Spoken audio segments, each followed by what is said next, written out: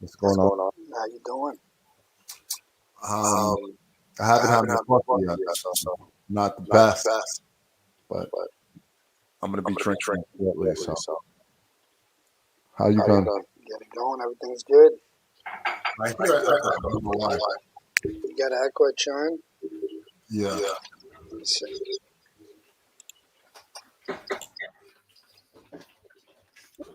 What about now?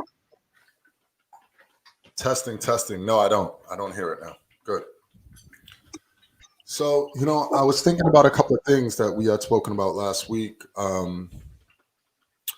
regarding just dealing with adversity and how to overcome it. And after our conversation last week with Todd, we were off air and we were having conversations. And, we bumped heads. And I think it's worthwhile to kind of discuss some of those things. I think we should probably bring that onto the air and have a frank discussion about, I don't know, I think it was a discussion about psychology and the art of communication, but there's so much. Essentially, how do you know when you know something? I think if I had to break it down into the most fundamental level, I think that's what we were talking about. How do you know when you know something, or do you? It's kind of like saying, are you awake or are you sleeping right now? How would you know if you're a? How would you know the difference? Because some people have very vivid dreams. How would you know if you're awake or if you're simply sleeping? How do you know that? So, And what's your thought? What are your thoughts on that? the thing is that you have to use the best available information that is available. It comes down to that because we were talking about politics. We were talking about religion to some extent. We were talking about science. We were talking about COVID-19. And I think we bumped heads because I said, look, you have to look at science. And once I said that word, it's almost like science became a trigger word for you, where you felt like it was a slap to the face for anyone who hadn't experienced COVID in the capacity that people perhaps in New York have. And so your thoughts were like, you can't use science because science doesn't always apply. No, My reaction to that is like, if you can't use science, if you can't use objective data, right? Data that has no ties to emotion or a political party or some ideological stance, then what else could you? How do you know when you know something? So you touched on a couple of different things there. You went into what the heart of the subject was. Let's not touch that right this minute. Then communication and how it led to an adversity, and your premise is like, how do you know when you know something, right? It all goes together to why we had the overall the miscommunication. Let's call it that. And in trying to come to an understanding, the understanding could be that there's a difference in opinion. That's the understanding. But go ahead. I completely agree.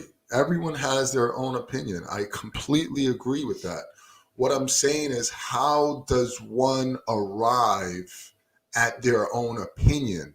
Is it so when someone says, I know, is it because they listen to Rush Limbaugh? Is it because they listen to Fox News? Is it because they listen to their next door neighbor who is biased on one side or the other? So how do you know when you know? What is the closest thing to the truth?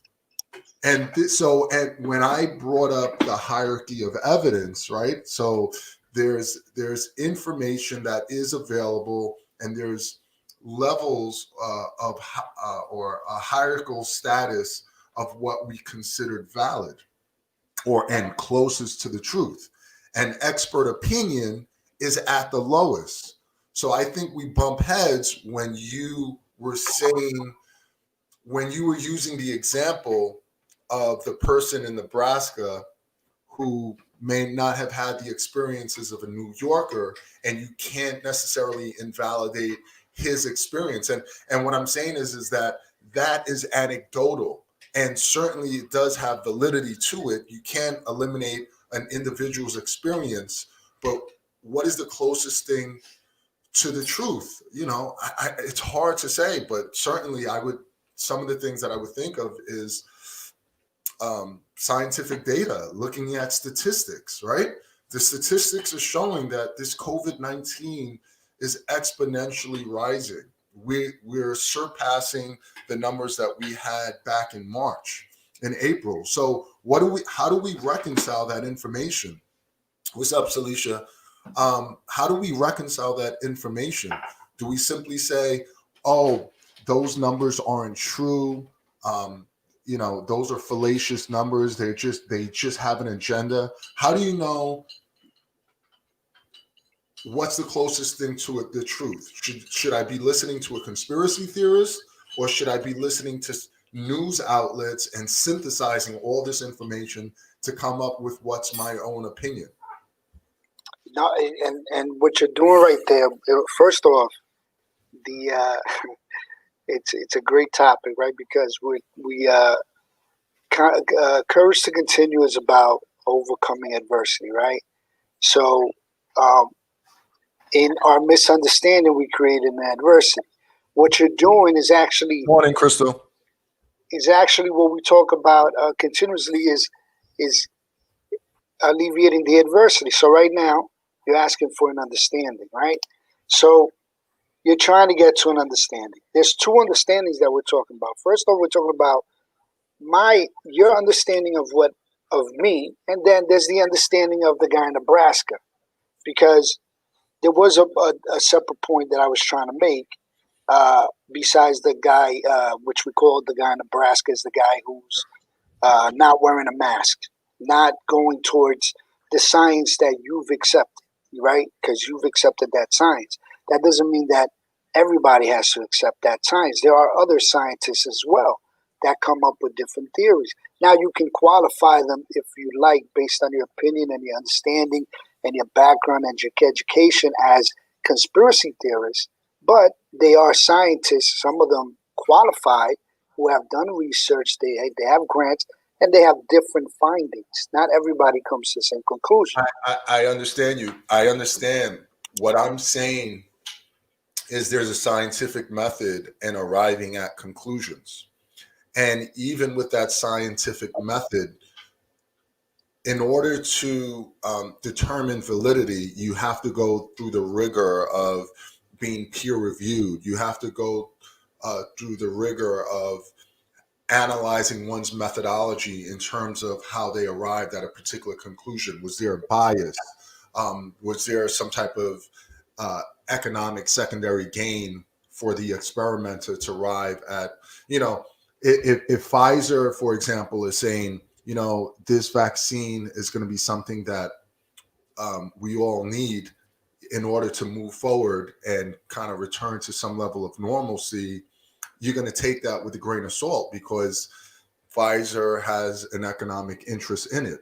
What I'm saying is that let's look at, I think for me, the closest thing to the truth is looking at science, the best levels of information, and aggregate these randomized controlled trials. Let's put all the best studies that we have, for example, on COVID.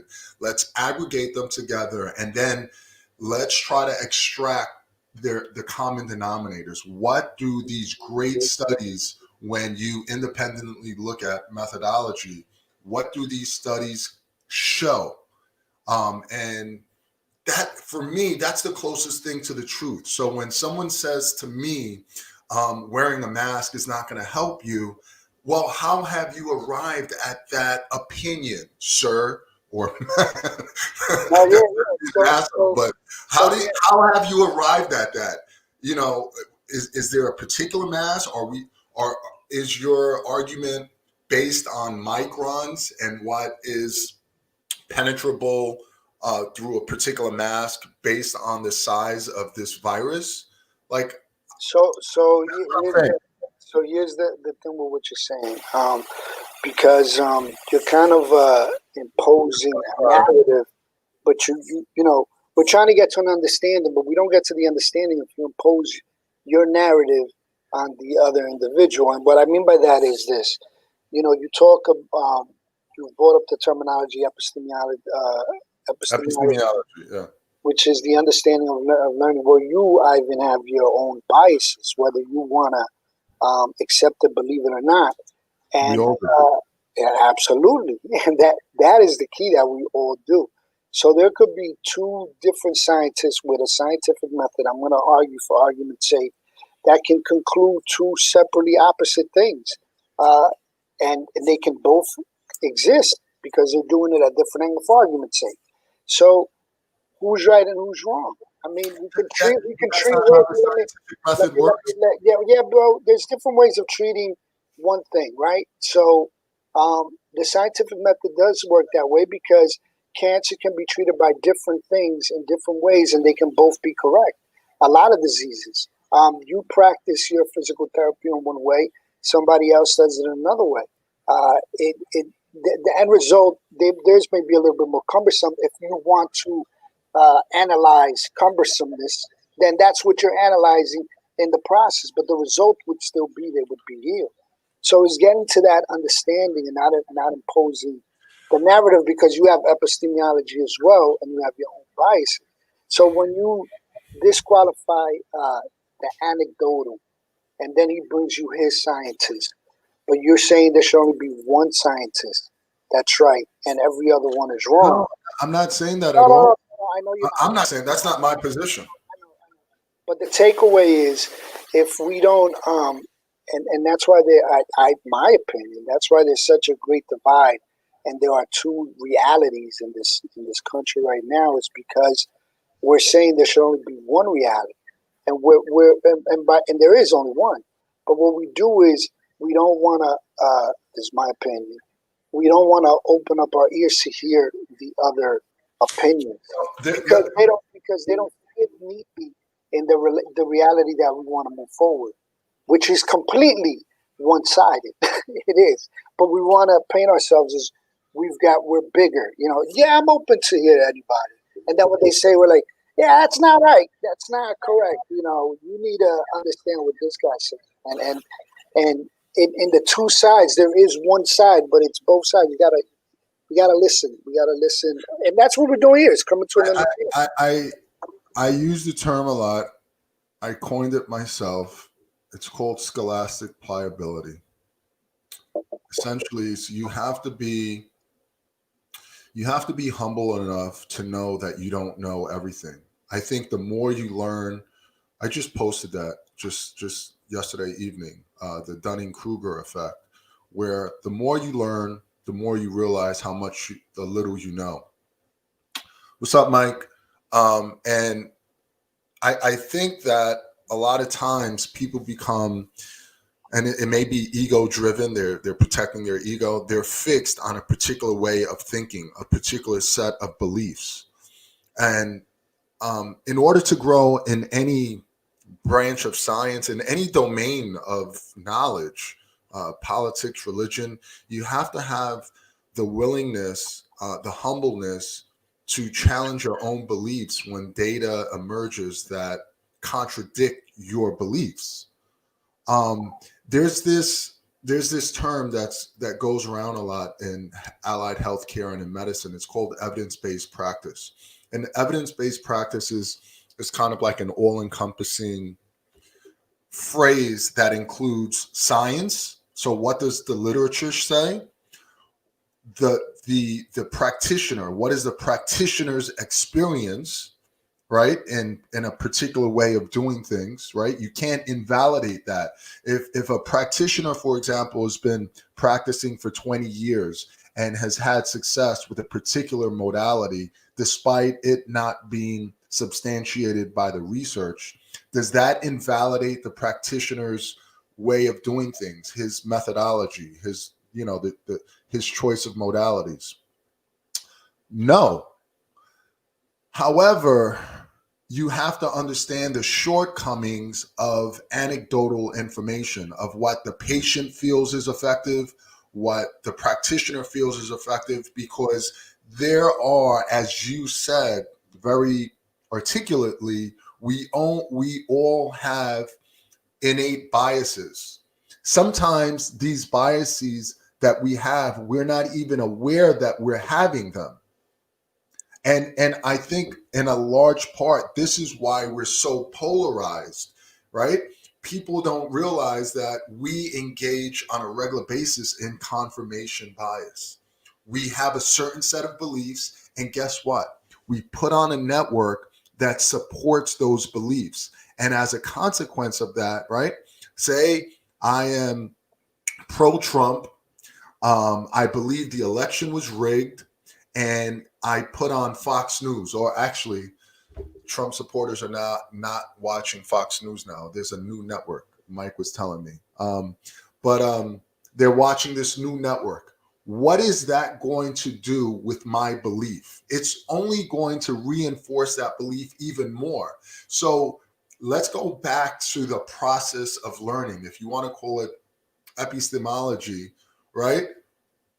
How do I learn, and how do I differentiate between the closest thing to the truth versus a belief that is biased?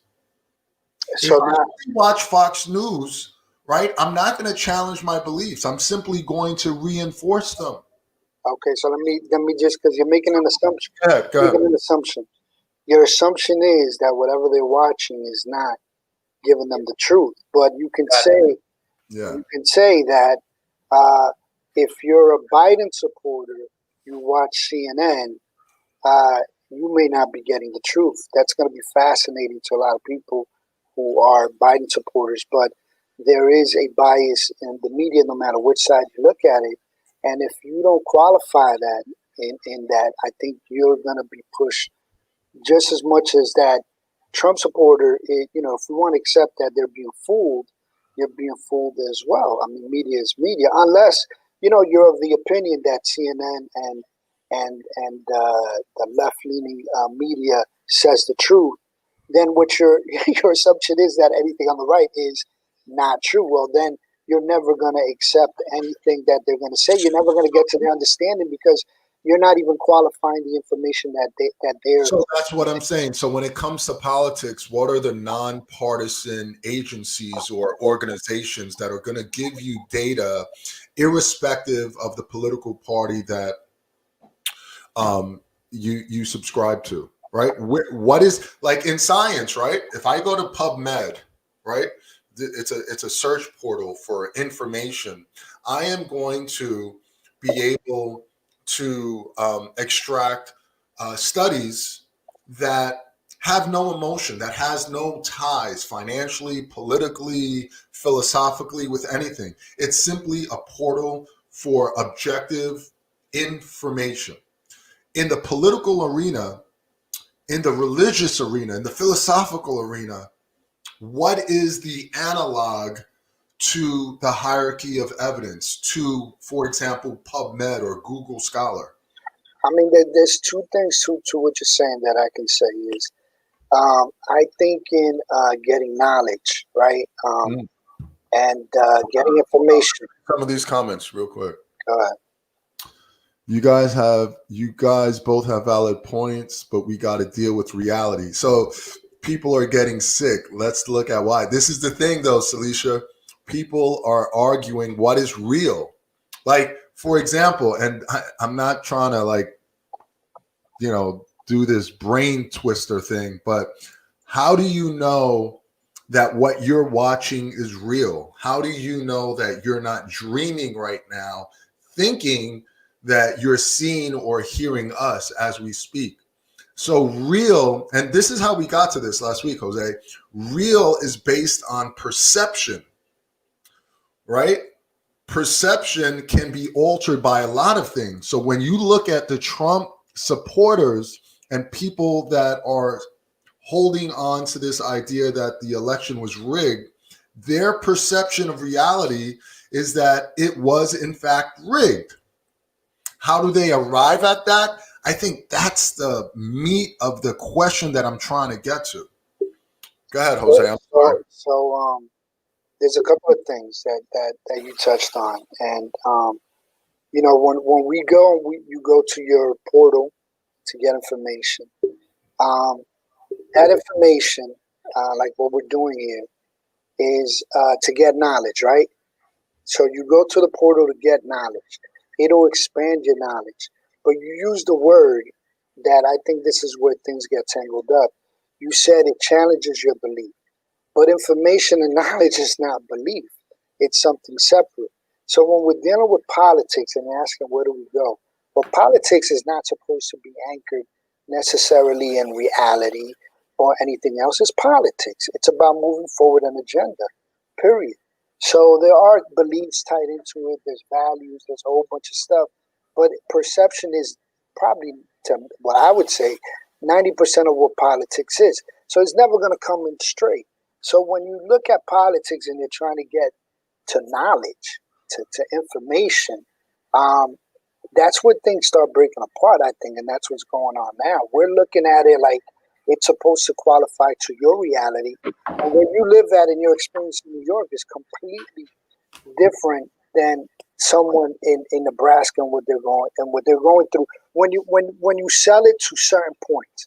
Now, if you want to sell it to a larger point where both sides can relate to it, you can also sell it like that. But it's packaging, and that's where we're amiss, because we're buying into the, Ivan from Yonkers, your identity, and all these things that you identify with that are completely separate than the guy from Nebraska.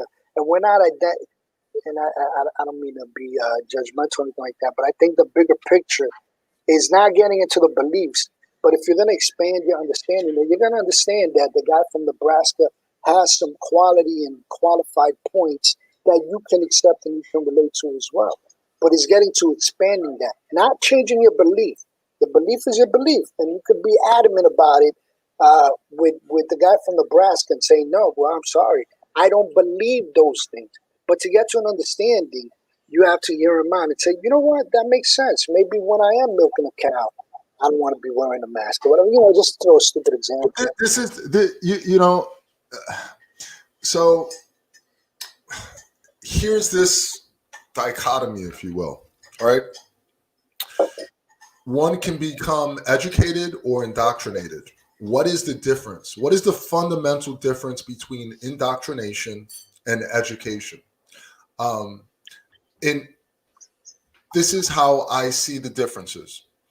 Education involves critical inquiry, asking questions, whereas indoctrination is simply believing what you're told based on a belief system. You have trust. You don't quite question your source. There's a good story, and I think this is great. I think this always kind of hits home the message in terms of differentiating the difference between indoctrination and education. So there was a wife that was cooking meatloaf. Do you know this story, Jose? No. There was a wife that was cooking meatloaf, and she cut the ends of both of the meatloaf. And the husband said, "Why are you cutting that good meat off of the meatloaf?" And she says, "Well, that's because that's the way my mother did it." And he asked, "Well, why did your mother do it that way?" She didn't know. So she called her mother and she said, why when we were growing up, you would cut the ends of the meatloaf? And the mother said, "I don't know. That's how your grandmother did it." So naturally, she wanted to know why the grandmother did it, but the grandmother had passed away. So she called her grandfather. And her grandfather, when asked, why did you cut the ends of the meatloaf? She said, because our oven was too small. But here's a perfect example of how generational information gets passed on without critical inquiry. They were simply, each generation was simply being indoctrinated without someone else asking that critical question, why? Why? And so this is in politics, in religion, in science, in everything. It is our right, God-given right? This is, we have evolved to have this beautiful prefrontal cortex that engages in high executive thinking, right? Why can't we use what we have and simply ask why?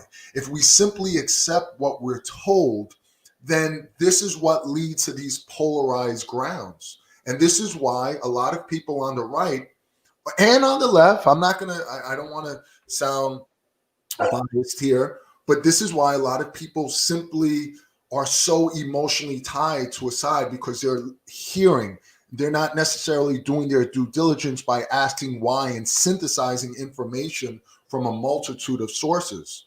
So we have to talk about, are people that are against COVID or think it is a hoax, are these people being indoctrinated? Or are they being educated? And I think that has a lot to do with the discussion. That has to do with what Mike just said: learning how to learn. Learning how to learn. Let's see. Mike says that describes the unexamined life very well. Yeah, yeah. Let's see. I'll add that we can't do that on the outside until we first do that work on the inside. This is what I mean. We don't know all the answers. And Jose, I'm sitting here right now telling you I don't know all the answers. I don't. But I try to gather information.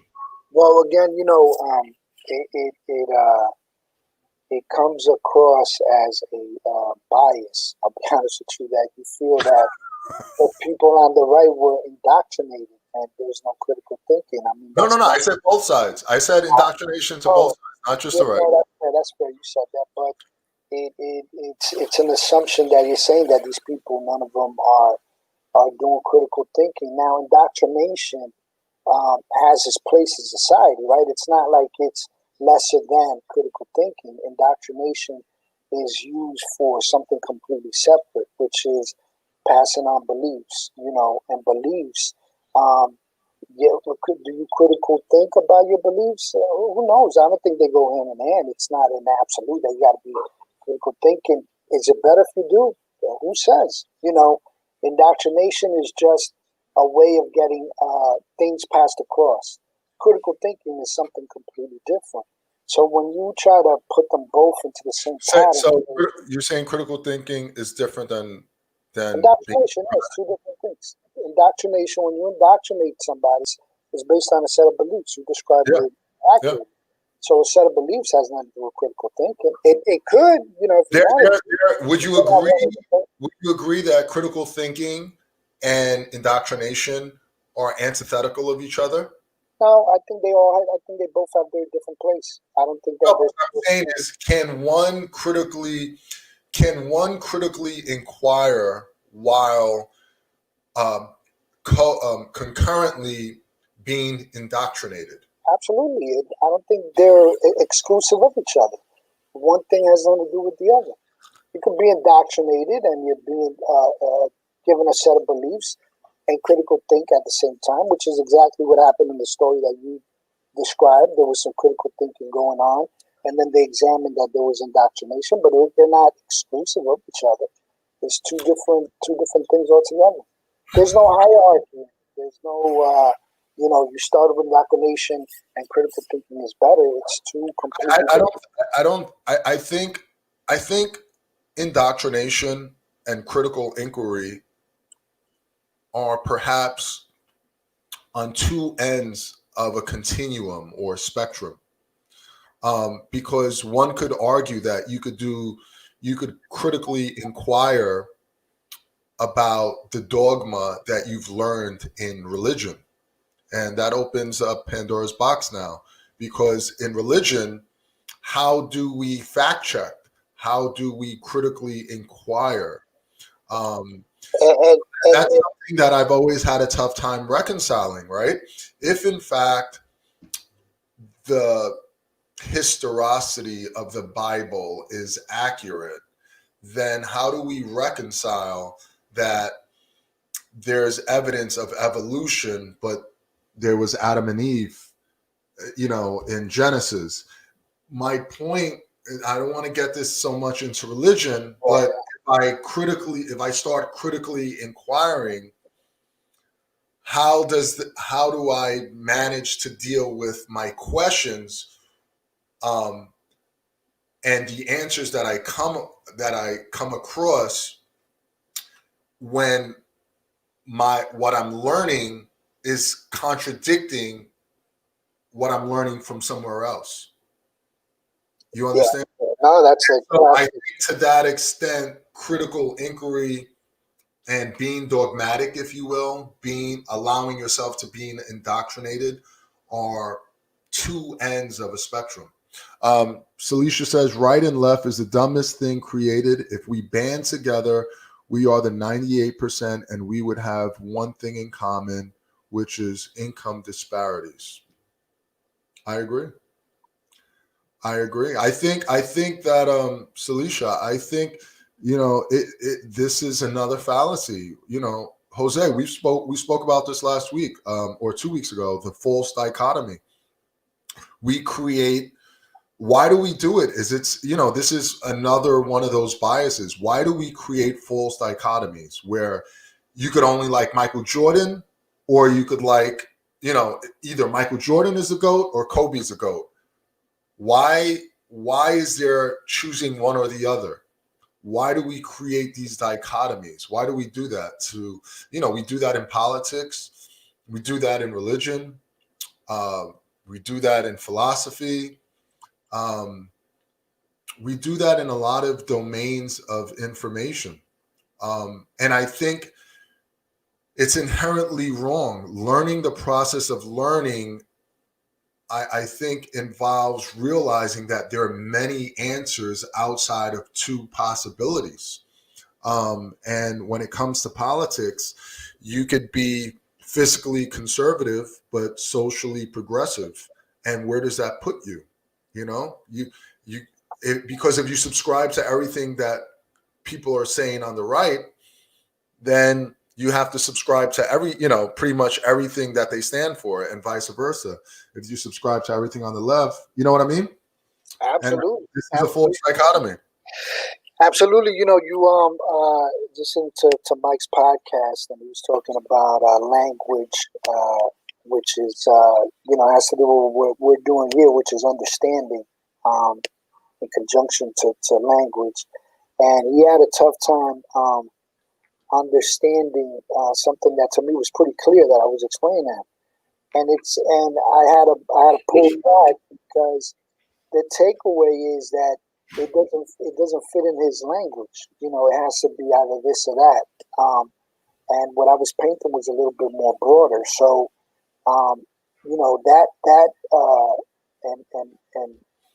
it's not supposed to sound negative what I'm saying. It's just it's not supposed to sound like negative or anything like that or a shot. But we kind of get caught up in language and this false dichotomy and this splitting thinking, and it can limit a worldview. It's a limiting worldview, because it's either this or that. I mean, what you just described earlier before that, the science versus religion, which is a classic debate courses. Yeah, it's science versus religion, and there's a lot. There are many school of thoughts that now have both in it. I don't know. I don't know a lot about that, so I don't want to speak too much. I don't want to speak on that, but I think when it's one or the other, that has its place. Again, Sometimes you got to be single-minded, um, but being open to just gathering information, and it's not challenging your beliefs, just open to gathering information so you can get an understanding. Understanding is different than belief. It's different than faith. It's just getting an understanding. So how do we?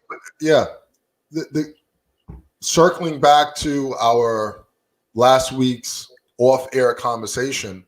How does one arrive at the closest thing to the truth while not tying in emotions? So I think that's, if anyone is listening, that's what we're talking about. There's a lot of comments here. Mike said, people who wear North Face shirts aren't open to What does that mean, Mike? They are separate. People will flock to certain ideologies based on many factors. I agree. I think that, Celicia, I think that humans inherently are very tribal. I think primitive parts of our brain aligns ourselves to tribalism. And there couldn't be a better example of that than politics. We have become very polarized, and you could use polarized synonymously with tribal. We've become very tribal.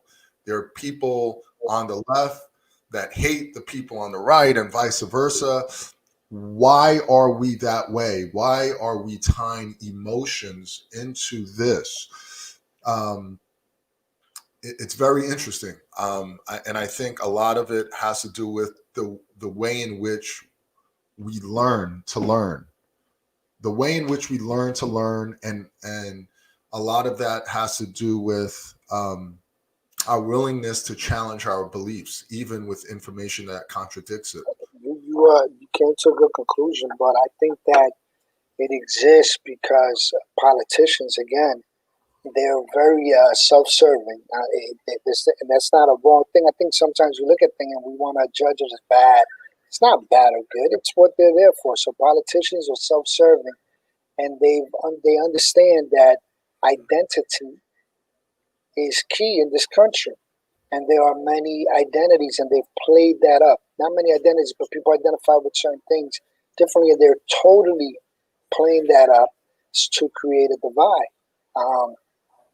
That's what politicians do. They try to get their upper hand, and whichever that's what gerrymandering with the states. They want to make sure that they push enough people that see a certain point. They want to sell it to gravitate, and they create a circle. And they're like, okay, we have the populace with this demographic that they could even be invented. I don't think that tribalism. I mean, if you think about it, you talk a lot about evolution, and if we go back to the early humans, tribalism helped us survive. Exactly. You needed to belong to a tribe. Say that again. That was powerful right there. No, really, it's powerful because when you think, we have this negative connotation about tribalism, right? But it is tribalism that one could argue from an anthropological standpoint that has allowed Homo sapiens to persevere because we gather in groups. How would we have fought the saber-toothed tiger if we didn't come together in groups to fight these massive animals, the mammoth, the saber-toothed tiger? We wouldn't have been. It is our ability to socialize, connect, and create like-mindedness that allowed us to continue persevering adversarial times throughout the course of millennia. How ironic is it that the very thing that has allowed the human race to mobilize and continue moving forward, right, is the very thing that is now separating us and dividing us. Right. I find that fascinating. Because there are politicians that are using it in their favor. So they're qualifying certain characteristics to have people identify, and they're using it to further their own agendas. I would argue too that when we were going back and forth, there was something. We kind of came to a point where you had your side, I had my side, and that made me think about something in a different way, which is what's going on in this country. This country is not, I would argue, being that there's 50 states, right? It's a United States. They're supposed to be separate. They're not supposed to be one and the same, but they're supposed to be able to get things done together, collectively. Since the 13 states, they were never identified as one huge state, one huge province. They were allowed to coexist, but they had to get things done. And that's why, going back to tribalism shouldn't be erased. I mean, a New Yorker is a New Yorker. It's different than a Pennsylvanian. It's different Well, than yeah. that's the way it's supposed to be. It's not supposed to be any different. But again, there's a politician that's used those differences to try to amass a larger populace in his favor, and he created a divide. That's different than tribalism. Once we get to the place where we consider ourselves one huge tribe, which we are, the United States of America, we're all. I would go beyond that, Jose. I would go beyond that. I would say the biggest tribe there is the human tribe. We're all Homo sapiens, and the more, if I could put a scientific twist to this, we are more alike than we are different. I think a lot of what makes us different is evolutionary adaptations to the sun. I know it sounds scientific, it may sound simple, but a lot of what we see as different is simply the adaptations to the sun. If we have fine hair, if we don't have fine or coarse hair, if we have big nostrils or small nostrils, or we're dark skin or light skin, all those things are phenotypes, genetic expressions that allow that particular set of people to pass on their DNA at a particular point in time. But in this modern world, we see that as differences. There was a good book by Paul Bloom. The name of the book is Against Empathy. And one of the points that he makes in the book is that empathy, while most people would think of it as a good thing, right? It's an attribute. It's virtuous. In a lot of ways, it has led to divide. It has led to war, and it has led to mass casualties. Because when we see someone like us, right, there's this primitive part of our brain, the amygdala, which is responsible for like fear, aggression. It keeps us alive. And when we see people that look like us, right, going through some type of adversarial, experience, we avoid that experience so that we could protect ourselves and continue passing along our DNA. But the people that don't look like us, that are going through that, we're more likely not to prepare ourselves for that potential adversity, because we can't connect with the person. We can't, because that person doesn't look like us, right? So, and in the book they use a good example. They use an example of, you remember the shooting in Columbine? Yeah. That was in Connecticut, I believe. No, the Midwest. Where was it? Out in the Midwest somewhere. No, Columbine. Oh, you're talking about the little kids. Okay. Yeah, the little kids. So there was massive pouring of money, like all these donations and everything, and they had more money than they had asked for. And the point he makes is that they had, this overwhelming abundance of money, because a lot of people were able to relate to them because they saw themselves in them. And the reason empathy kind of isn't the best thing is because there are other circumstances around the world that are 10 times as bad, 100 times as bad, but yet they only get a fraction of what those people in Columbine received. And a lot of it is because of the way we identify ourselves relative to the people that are experiencing some type of hardship. Anyway. No. You're talking about, and that's exactly what they, with that understanding, that's exactly what politicians are exploiting is what we identify with. And there's what's the word I'm looking for?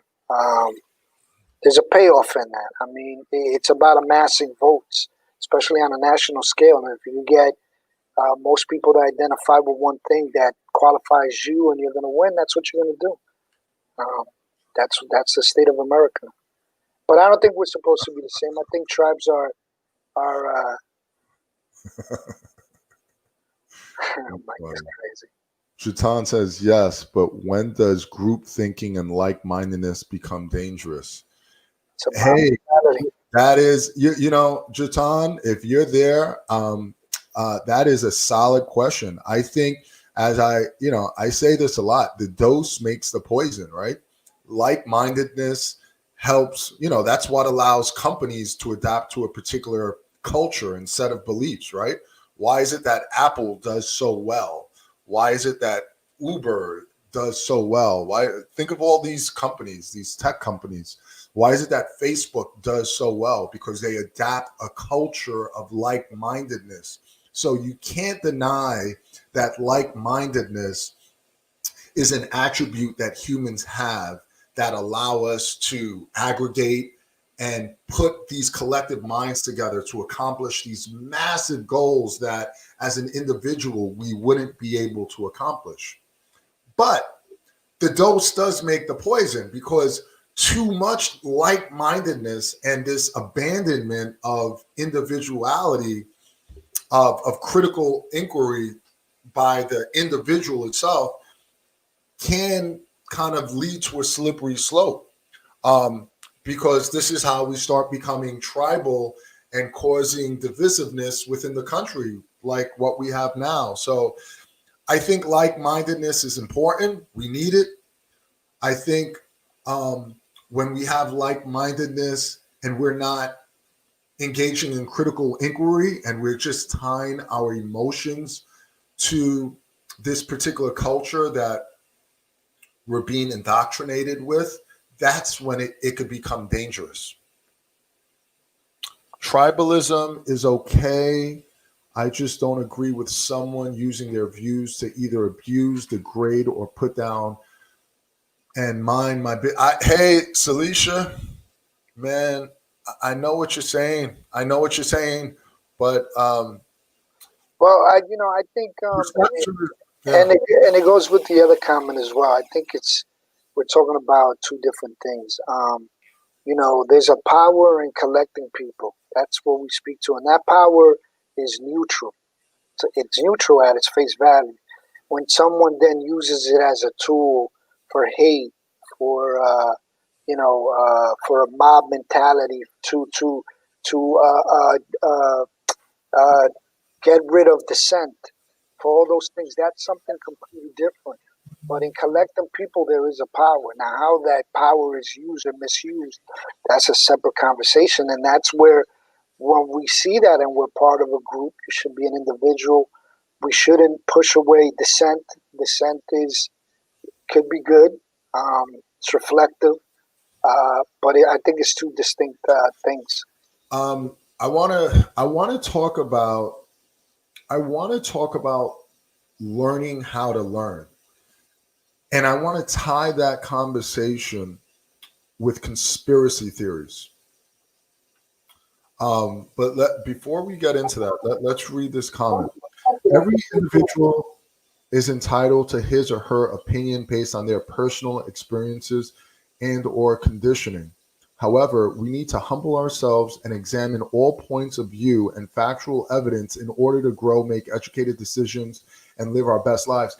Clara, I couldn't agree with you more. If you're here, wave. I couldn't agree with you more. I think what we're talking about here is what is factual evidence, because according to Trump right now, what's factual evidence is that the election was rigged. Now, if you put on other networks right now, they'll say, no, this election is over. It wasn't rigged. So how do we arrive at gathering factual evidence? How do we arrive at gathering factual data in a nonpartisan, unemotional way? And I think that's what led to the bickering between Jose and me off air last week. We couldn't agree on how one arrives at assembling information closest to the truth, because on one end, that is their reality. You may call them delusional, but how do you, that is like saying, it's very interesting. Jose, think about this. How do you know that you're awake right now or you're not sleeping? That's a very philosophical question. It's a very philosophical question. The point is that your reality is based on your perception. And we may be calling the other side delusional, but that is what they see. How fascinating is that? Absolutely. That is their reality. So, is there, now you may say, well, it may be their reality because there's this underlying psychosis. There may be narcissism and egocentrism. And as a consequence, they could only see their views. I could clearly see that, but it is nonetheless their reality. And the way they gathered their data confirms their perception of this current election. There's how many people voted for him? 74 million, I think is where it's at. It's 74 million people in this country. For Trump or Biden? For Trump. I think Trump, really? I think Biden's up to 78. Oh, really? 74. Okay. So that's a lot of delusional human beings if you're to qualify them all delusional. It's really all politics, and it's Trump was good at making sure that he amassed a certain amount of people with certain viewpoints. They identified with it, and that's what it is. I mean, the reality is the reality. Like you were asking, does COVID kill? Who's going to say no? It kills. But the situations that we face on a day-to-day might be slightly different. How do we? Jatan says the conspiracy theories are legit scary. People are out here believing the most outlandish thing, regardless of how many times something is proven or disproven. A little hard, Jatan. I'm putting out my beliefs here, and I kind of feel exposed when I'm talking right now. But I'm dressed, but exposed figuratively. Well, if I stand up, I might not be. No, but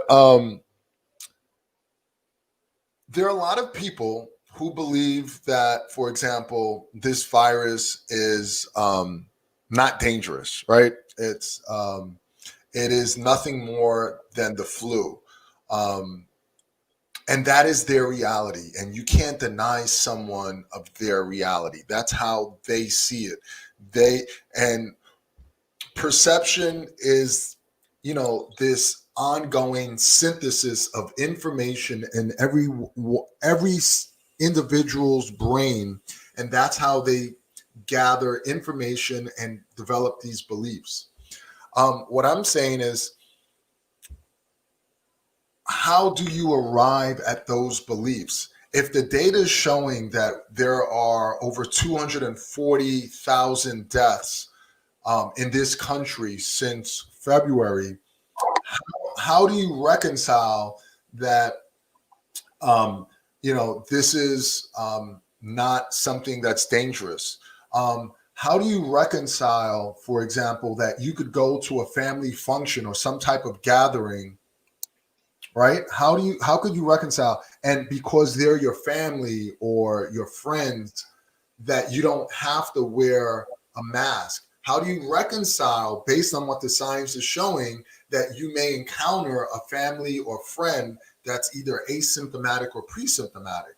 Now, if you start reading science, clearly it shows that the transmission of this could occur by people who are unapparently infected. So again, these are the pre-symptomatic and asymptomatic people. If there's science that shows that, how do you arrive at the belief that this is not a dangerous disease, and that going to a family function is simply okay because you know them, even though you haven't created a bubble after waiting 14 days? You following me on that, Jose? Ask the question again. I kind of lost you there with that. Well, what I'm saying is that when you look at the science, right, you got all these conspiracy theories. Some people are saying that COVID is a hoax. Some people saying that masks are ineffective, right, based on the size of the virus itself. I think the virus itself is like 0.3 microns, and the like the NK95, these masks are porous, and it blocks microns of 30 or greater, I believe. So one of the arguments is that how could a mask stop a virus that's smaller than the pores of, say, this NK95 or this N95? And so that's how they kind of arrived at the idea that masks are ineffective, or that it's going to hurt their lungs or create carbon dioxide toxicity. And what I'm saying is that when you look at the science, overwhelmingly it shows that masks do, and I'm not talking about a single randomized trial. I'm talking about multiple studies that have now confirmed that masks do in fact reduce transmissibility, the transmission of this disease. How do you navigate someone when they have this belief that it's not dangerous? How do you navigate someone? And right, because the closest thing to the truth, in my perspective, would be looking at the research, looking at multiple research studies, and not just one. So how do you navigate people through this when the closest thing to the truth that's not tied to emotion, I would say, is science? And when I say that, that seems to be a trigger word for you.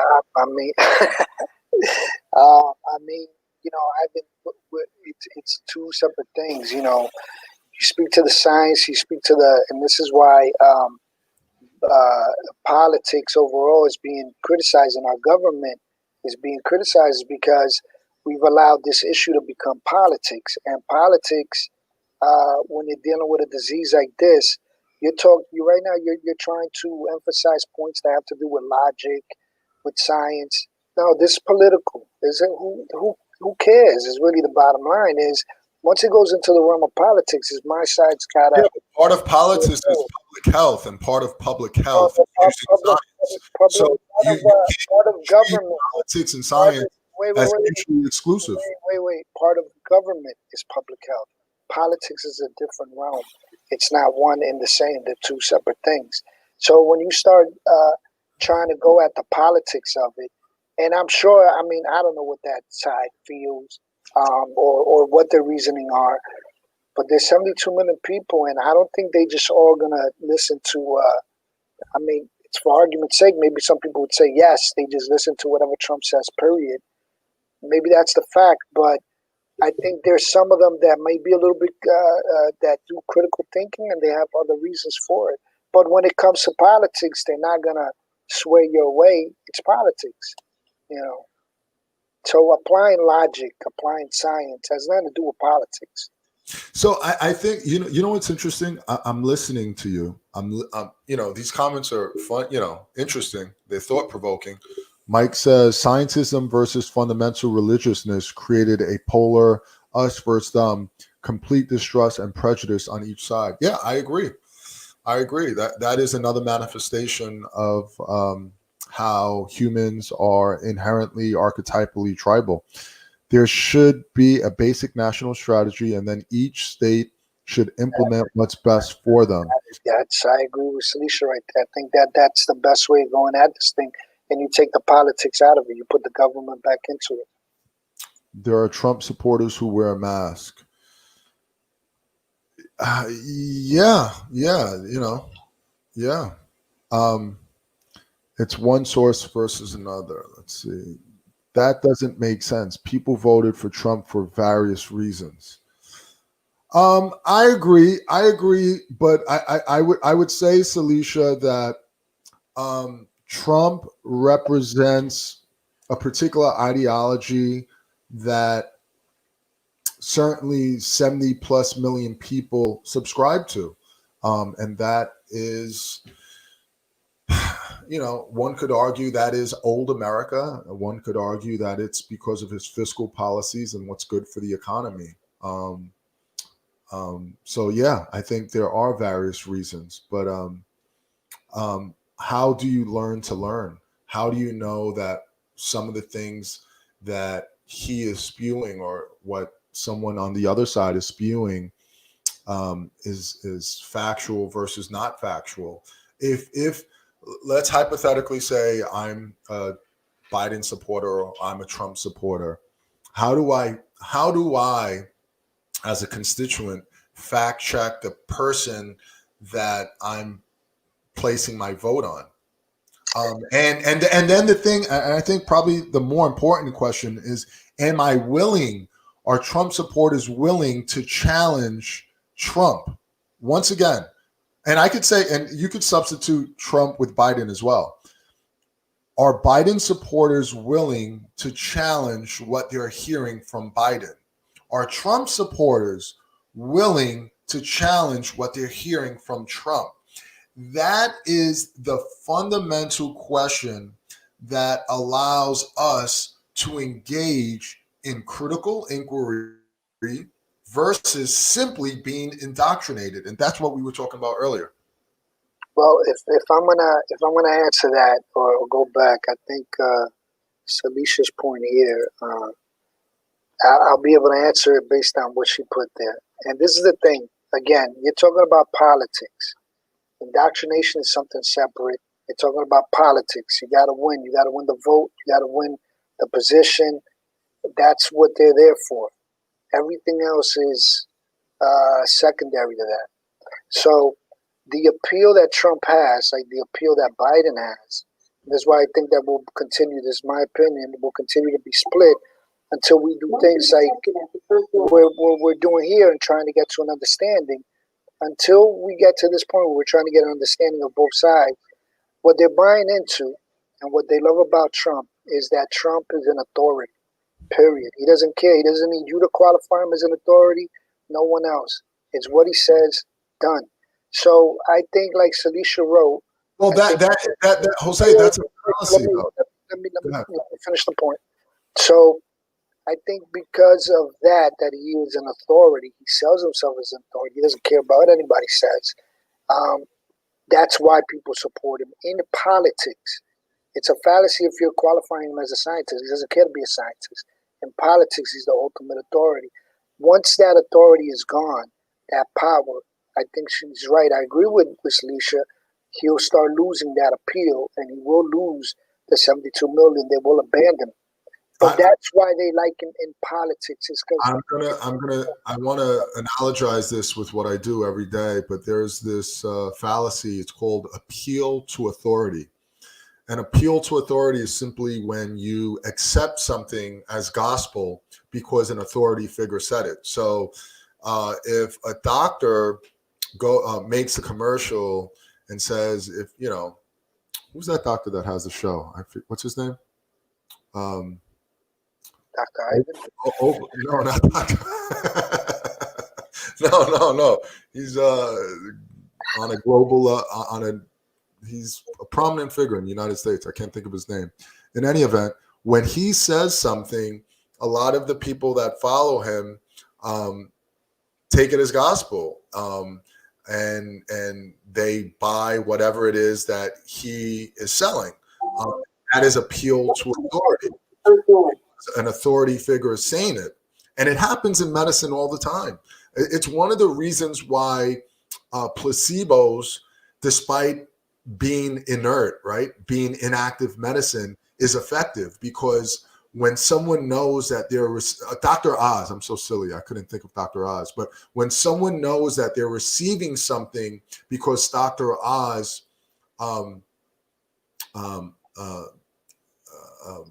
agrees with its efficacy, then they're more likely to have a positive response, because that is the appeal to authority.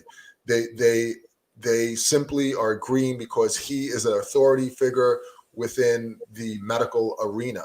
Now, let's take this into politics. Placebo, Celicia, is when you have medicine, when you have inactive medicine, basically. Let's say, for example, it's a sugar pill. Celicia, let's say I have a sugar pill and you don't know that it's a sugar pill, and I tell you this medicine is going to take away your headache. And because you believe in me, despite the fact that this medicine is inert, it's inactive, right? There is no element in this pill that's going to physiologically reduce it. But because you believe in me, you're likely going to somaticize improved health through, not having a headache. Your headache is going to go away. So what I'm saying is that placebo effect was enhanced because I sold you that inert medicine. So in politics, that appeal to authority is has the same power, where if an authority figure like Trump says, what did he say? Drink Bleach. Drink bleach. People, or don't wear a mask. Then a lot of his followers simply didn't wear a mask because there's that fallacious element of appeal to authority. You simply are agreeable to what an authority figure says. And Jose, we're talking in circles because this goes back to our original conversation. At what point do we allow ourselves to be indoctrinated versus critically inquire and become educated?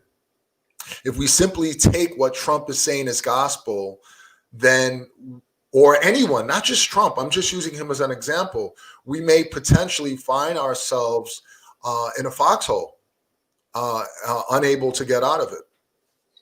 Well, again, it's politics, and what you look at your politicians for is not static. So if you're looking at them for answers to how you should live, how you should treat a medical condition, should you be looking at the president on how to treat a medical condition, or should you be looking at the scientists and your doctors and considering them? It depends on what you want out of it. And I think that the 72 million, maybe some of them will take him serious, but a lot of them just want him to win, and it's that ego thing. And he'll go up to anyone and be like, I don't care, and that's the authority that I feel that they're buying into. They got a guy on their side that doesn't care to reason, doesn't care to talk. He says it, and that's that. It becomes and that's why these things play out like they played out between me and you last week, like a schoolyard fight, because it's all about you got to knock the other guy out because there's nothing else there. It's ego driven. Could we agree that the way in which one is willing to learn is going to influence that person's thoughts, behaviors, and as a consequence of both of those things, their behaviors. So, once again, the way in which one is willing to learn will influence a person's thoughts, behaviors, and actions. So you mean where you get your information from? Is that what you're asking? Everything. If we succumb to being indoctrinated, it's going to influence the way we think, and we're not going to challenge our own beliefs, and we're not going to learn. You know, I don't want to take. We should be wrapping up soon, but I got to tell you, when you look at the NASA community, one thing that you could say about the NASA community is that they're very scientific. They engage in critical inquiry. And when you look at their religious views, overwhelmingly, they're atheists. I'm not taking sides. I'm just telling you what I've read. Why is it that they're atheists? One could argue because they engage in critical inquiry, and upon inquiring about the history of mankind, some of their findings conflict with the dogma that they've been taught when they were younger.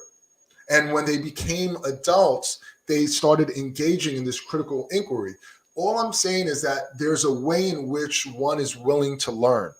And we have to be careful how we choose to learn. If I simply watch Fox News, Jose, how is that going to shape my thoughts, behaviors, and actions?